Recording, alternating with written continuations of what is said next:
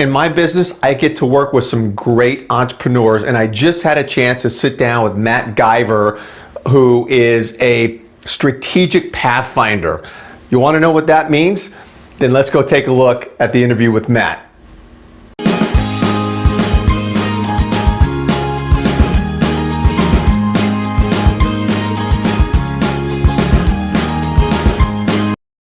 Hi, everybody. Thanks for jumping on Wealth Protector TV. You may be listening on Wealth Protector Radio. Really excited to have Matt Guiver today with us with Jumpstone International. And Matt, can you hear me okay? Yeah, I can hear you loud and clear.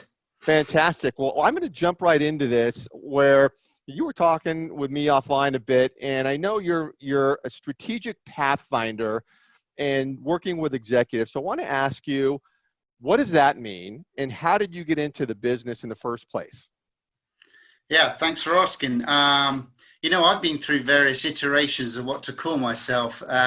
Started out as executive coach, leadership coach, but the trouble is that at the same time, I was sort of helping clients with brand and explaining to them about how you need to stand out. And I thought, well, I'm just being bland here. Look, I'm just, I need to stick my head up above. So I started with business GPS coach, and some people kind of got that, but it was still a little bit cryptic. And so I've finally arrived at strategic pathfinder. And the reason is that I went out to my clients and asked them, what is the primary thing that I do for you? And they said, well, you help us find clarity and direction so we can move forward. So that's kind of how the title came out, but it also leads to a conversation. Yeah. So what do you mean by that? And then how do you help us, etc.? Yep. Have you been doing this for a long time? And how did you get into this business? And I want to ask you about actually what you're doing in your business. So I've kind of known I wanted to be a coach for a long, long time. Even in my 20s, when I was a professional language consultant in Sweden, helping out executives at Volvo, AstraZeneca, it was okay teaching them English, but what I was more excited about was what the challenges they had and how they were going to sort of tackle those. I just didn't know there was such a thing as coaching. And I joke with people that I was a millennial before the term was coined. So I've been on this weird and wonderful journey of trying to discover myself. And so finally in my 40s, I realized, hey, there's coaching, there's this executive coaching. So I went and got qualified and I've been doing this over 5 years now and realized my angle is helping people with the professional skills side of things, but understanding strategically what they're trying to achieve. Well, you were in Sweden. That was in your 20s. You were in Sweden? Yes, I chased after a young love and packed it's kind of my, I do this model with my clients about comfort, stretch and risk. And as I created this, I realized that I sit on the outside of the risk zone. So quite often I'm quite spontaneous and I'll say, right, let's go and do that. So I packed a bag and I injured myself in the army. I thought, what do I do next? I packed a bag and I ended up being there 5 years in the end. Yeah. Oh my God! Did it work out for you? Is that woman still in your life? Say again? Did it work out for you? Is the woman still in your life? No. But I mean, it was an amazing experience. She still has a place in my heart. But hey, these things evolve, and it didn't work out. But it actually led me to a new adventure, leading expeditions around the world. Oh my Lord, my Lord. Yeah. Okay, well. We may save that expedition discussion for another time because I want to get into what your business is right now. So who are you working with and what are you solving? What are you doing? So Jumpstone International, how did I come up with that? So I ended up moving to Austria. My wife got a job as an international director at an international school. This was about 5-6 years ago. I was like, perfect, this is my chance to set up my own business. Because I recognized after all of this experience, I have 3 loves in my life. It's the international side, it's the interpersonal side, and it's the innovative side of things. So if I can create a coaching consultancy out of that, fantastic. I can usually resonate with clients on one or more levels because of the experience that I've had. And actually I went out, it's interesting story, I went out on a long hike to come up with my name. And Milestone wasn't very original. Over 500 companies had that name, but I was out on a hike with a GPS thing and the cloud cover was down. I had to jump from one rock to another to get a reading. I was like, hey, Jumpstone, how about that? So I rushed home, I typed it in, and nobody had it. So that's how my brand was born. So I love it. Yeah, it is very unique. So with your clients, when they're coming on board, what are the challenges that you're seeing with the people you're working with? And is it business owners that you're working with, executives? Is it enterprise wide, or what's the focus? yeah, good question. I mean, I started out more with the entrepreneurial side, the startup zone, probably because that's where I was. And then as I've shifted up, I'm now moving in, working with more small, medium enterprises. But I mean, I've worked with some big guns as well. So, Right. but my angle is to, rather than have an off-the-shelf product, I'm really interested in what are the challenges or the problems that my clients have. I call it the fog above your head. Most people have a pretty good idea of what they're trying to tackle, but they can't put their finger on it. So I go in as a professional soundboard, encourage them to take a step back, look at the big picture, and once you understand all of the elements at play, then you can fill in the gaps, distill it down and say, oh, okay, now we need to focus maybe on some elements of leadership, or teamwork or culture or brand, but I don't know until I meet the client. So every time I meet a new client, it's an exciting journey for me too, just to hear what's going on with them. Oh yeah, because everybody's probably got unique stuff going on. But are you leading, like, are you initially getting in touch with the owner of the business and talking about their personal stuff and it blossoms to the business, or how does the initial interaction go? Well, pretty much like that, but most clients approach me and they've got they've got a specific challenge in hand, but then as we get talking, it then becomes I can't think of the word, transparent, or apparent, sorry, that Yeah. they actually have one or more issues going on, and some of it's to do with themselves and some of it's to do with the business. So that's how we formulate a plan on how are we going to tackle this, what are your priorities in tackling this, and that's when we establish a coaching engagement, whether it's 1 month or some of my clients are over 12 months now. Yep. Yeah. Yep. And But, what? Oh, go ahead. well, I was just going to say, so, I mean, some clients will say, I sell a 3-month package, but again, Right. I like to go in and almost do a diagnostic. So a lot of my clients, we start with one session, I call it E3, explore your thinking, examine your challenges, and execute on a plan.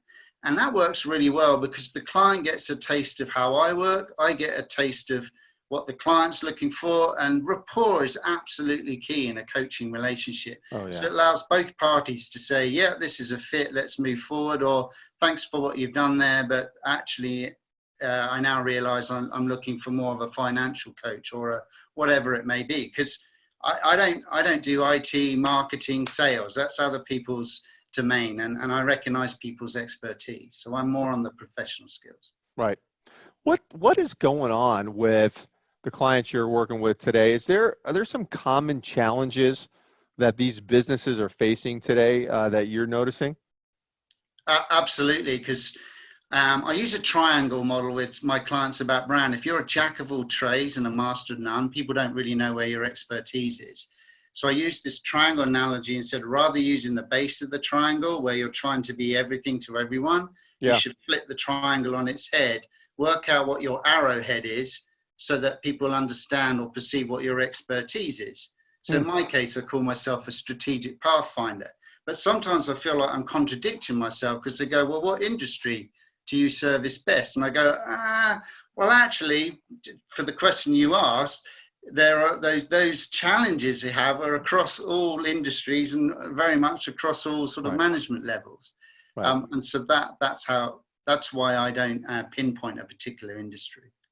I've heard a lot about, from the coaching industry and consulting, is the challenge of kind of getting people to, work together, leadership in management, foster closer relationships, I seem to be hearing a lot about that. I mean, you noticing that in your work that there's an issue there, and there's a lot of help needed with that relationship.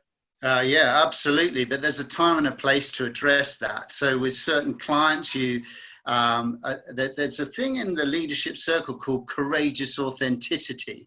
But another way of explaining that is Yeah, the what is that? ability, yeah, the ability to share difficult information with somebody without offending them. And I Hmm. guess that skill is critical as a coach. But there's a time and a place to, when you're working with a client, to say, maybe there's some subconscious bias going on here, or maybe I think there might be a blind spot at play. Do you want to explore that and see whether that's coming from yourself or whether it's to do with the vision of your business or whatever it may be? So spot on. There's blind spots, but it's being able to address it so that they recognize it's an observation and not a criticism. God, but you got to handle that carefully though, because when you're dealing with business owner, they're kind of by nature type A personality, right? Right, right. And they know everything. They're in control. They're running a business. They're having success. You come in, you start pointing out potential, pitfalls and gaps where they're not doing so great. I mean, you got to be you got to be a good guy, right? And be able to make that happen Absolutely. without somebody blowing up in your face, right? Yeah, I How do you like to do it? think that that's one of my inherent sort of skills. But I mean, what often I do is rather than making it personal, I've developed a lot of coaching tools and techniques. So I've actually got one here. I know people aren't really going to understand it, but there's a video on my LinkedIn that explains how this model works. But Yeah. I'm often sketching because I have a background in industrial design and I work for Dyson and a couple of patents. Anyway, so quite sort of creative with the pen. But I like to visually map out what's going on with clients, what their challenge is. And out of that, quite often, that's kind of evidence for the client that I'm working with. So they then realize where the problem lies or where that blind spot is. So rather Okay. than me pointing out, when I ask specific questions, go, is that working for you? Or have you found that there's some uh, sort of confusion there? Or does it create some conflict when then if they can't answer it in a certain way, then that makes it's kind of like the light bulb moment where they realize, oh, wow, maybe there's a different approach or perspective to this. So that's a great point you just made, because when you're meeting with anybody, really anywhere, and you want to get them to a solution that exists in your head, you see the problem, you see the solution, but if you just tell them the solution, then you're not going to get the effect probably that you want. But the way you just described it, of leading them to the solution and almost having them come up with the answer, is an art in and of itself, and it sounds like you've mastered that. Well, I hesitate to ever say I've mastered anything because I think you're always at a learning curve, but I can't help. I'm always sketching, so I'll show Yeah, you one now. So love it. here is something that I share with clients when I first meet them. Just quickly sketch it out. So at one end, you've got the mentor, and at the other end is the coach. So Right. most coaches are aiming to ask penetrating questions, think to find out what's going on. Now, a mentor will tell you, okay, John, here's what you should do. The trouble with that is that John might agree with a couple of them, have a question mark on a couple more, and disagree with the others. So what happens is you've got a mixture of reactions to what you've suggested, and therefore the likelihood of them taking action is a big fat question mark. It's like, because they don't own it. It's like, well, I don't take this break, but the coach is telling me to do this, and there's this tug, it's to and go. So, but it's not really what I want to do. So what I focus on is asking those deep penetrating questions, acting as a professional soundboard. So the client I'm working with, they find clarity to their thinking. Well, they're not going to disagree with their thinking, so they agree with all of it. And because they found clarity and direction, they're now able to move forward on it. Does that make Love it. sense? Yeah, absolutely. Love it. Yeah, I'm a huge visual guy, so I'm like you. Visuals, I think most of us matter. So Right. love it. So So what was I going to say? I've forgotten what I was going to say. I lost my train of thought. Well, you were just talking about kind of getting people to the solution by leading them Oh, yes. there. Yeah. So what I was going to say was, anytime that I feel like I'm moving into the mentor zone, I'll share that with my clients. I can offer an opinion or a perspective, but remember, it's just a perspective. It doesn't mean that's the action you should take. Smart. Yeah. Yeah. Great. Where, so as we get hit up against the wall here with timing, but where's your business going? I mean, do you see it going in different directions forward based on, the business landscape or what's happening? What is your future? Yeah, thanks for asking. I don't know if you've heard of that book by Malcolm Gladwell, The Tipping Point. I feel like I've been there for, sometimes I think, oh, I'm really at the tipping point, and then it's like another year. I've been at this for 5 years, and it's probably even harder because I spent 2 years in Austria. I was living in Austria where I set up the business, but I didn't speak a word of German.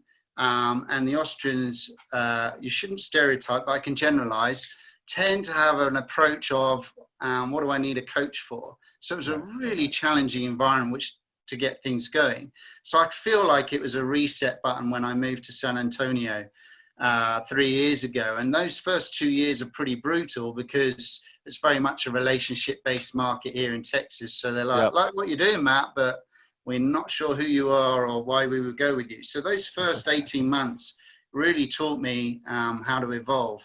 Now I can truly say I'm at a tipping point. I've worked with a range of companies from Dell to Graham Weston downtown in San Antonio, some big clients, a range of clients, and I'm also working on a book. So gradually I'm gaining more traction and exposure. And for an Englishman, that's not the easiest thing because we don't tend to like to shout about ourselves. Oh, yeah. Quite a challenging environment in America.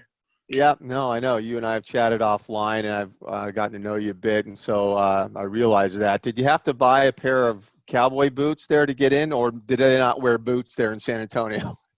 Yes, funny you say that. I've been coming for 12 years because of my wife and her parents-in-law here. So, but the other day we went to a country western bar, and I was like, I need to wear my cowboy boots. So I think that was about the second or third time I've ever worn. You got them. But I never feel that comfortable in them because they've got a bigger heel on them than you realize. So I'm like, obviously for the stirrup, but I'm not. I can't claim to be a true Texan. Not a boot guy. Well, Matt, how do people reach you if they want to learn more or chat with you? What's the best way to get in touch with you? Yeah, well, I have my own website. Obviously, it's jumpstoneinternational.com. And because it's a unique name, usually it should come up first on Google. So you get Jumpstone in there, I'll come up. I also posted various videos on LinkedIn, which sort of, 2-minute snippets showcasing some of the different models that I've created. And the other thing, of course, I have to mention is the genius of Picture Spark. It's my flagship technique where I use the neuroscience of imagery to help people find that clarity and direction. It's the whole range of images that people can look at, and their eyes act as a window to their subconscious. But I stumbled across this technique 3-4 years ago. I've now developed it, honed the technique, and now I'm writing a book about it. So people can even find that. I'm running a campaign right now, so I'd love people to go and check it out. It's on a website called Publish-Sizer. Is there anything? Can I send that to you and you can share Yeah, that? send it to me. We'll get it up. We'll get it up on the site. Yeah. So that's what I mean by I'm at a tipping point, that I'm finally writing a book on this. And yeah, I'm having a fun, great time there being a coach. It feels great to be doing what you truly believe is your vocation. Yeah. Agree, totally. Matt, awesome. Really enjoyed chatting with you. I could go on forever. I know you and I will be talking again down the road. And for everybody that's listening, thank you so much for your time. And we'll see you again soon. Thanks, Matt. Yeah, thank you. Thanks very much. All right.